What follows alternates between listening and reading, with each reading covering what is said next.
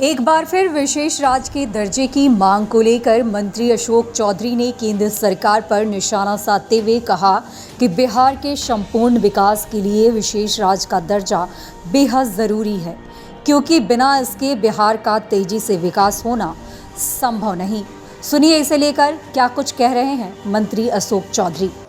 जो लोग चाहते हैं कि हमारा बिहार जो है बाकी राज्यों की तरह आगे बढ़े, और हमारी क्योंकि एक बात ये समझने की बहुत ज़रूरत है कि पर स्क्वायर किलोमीटर में दुनिया में सबसे ज़्यादा हम पॉपुलेटेड हमारा राज्य है, देश में नहीं दुनिया में।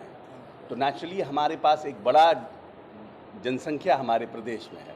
तो इस प्रदेश को अगर हमें आगे लेके के जाना है तो सिर्फ हम स्टेट के जो हमारा आंतरिक रिसोर्स है उससे हम राज्य को आगे ले जाने में हमें बहुत समय लगेगा, और जिस तरह से पॉपुलेशन का जो स्थिति है उसमें परेशानियां होंगी।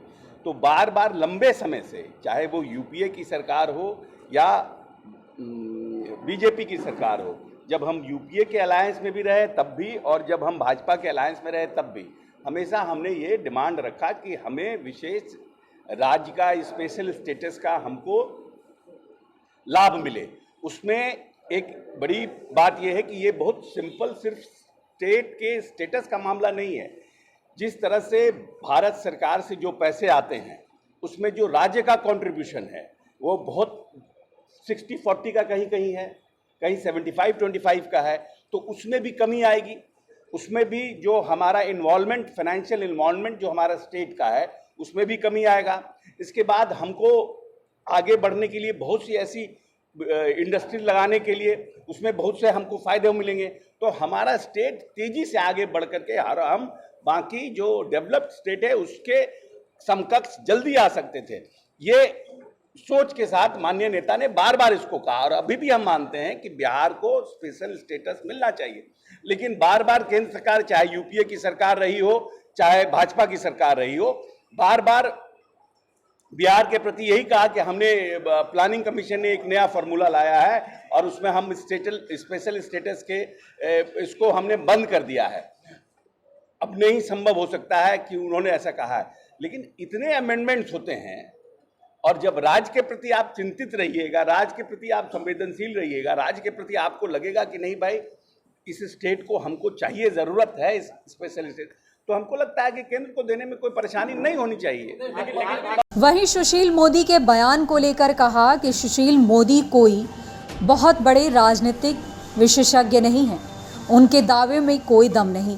साथ ही ये तक कह डाला कि बीजेपी के कई विधायक हमारे संपर्क में हैं, वो बयान दे रहे हैं, हम लिखित देंगे। अब जरा ये भी सुन लीजिए।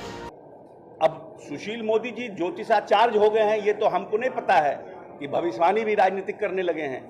न आरजेडी के लोग न जदयू के लोग, किसी ने इस सब चीजों पर नहीं कहा। ये तो एक भ्रम पैदा करने की कोशिश कर रहे हैं ना, भ्रम पैदा कर रहे हैं। आपकी पार्टी की इसमें कौन नई बात है, इसमें बहुत बात नहीं है। कोई ऐसा थोड़ी है कि भाजपा महागठबंधन बनने के बाद, क्योंकि एक फॉर्मिडेबल अलायंस है और 2015 में पूरी ताकत और पूरी शक्ति के साथ भाजपा पूरे देश में और इस प्रदेश में प्रयास कर चुकी है, तो वो कितने सीटों पे रहे।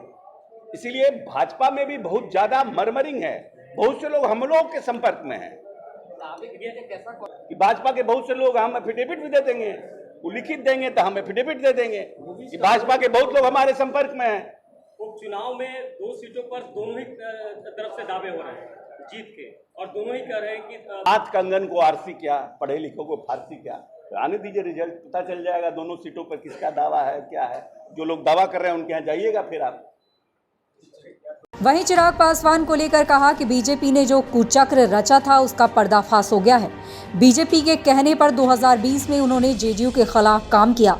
मुख्यमंत्री नीतीश कुमार के जैसा कार्य करने वाला कोई नहीं। जिनके पास विजन होता है वो कार्य करता है, जिनके पास विजन ही नहीं वो क्या करेंगे। साथ ही आरसीपी सिंह के बयान को लेकर कहा कि वो तो कमेंट करने के लायक भी नहीं। तो 17 वर्ष में बिहार का परिदृश्य बदला है, कोई आप किसी से भी जात के लोगों से पूछ लीजिए नीतीश कुमार ने कैसे काम किया।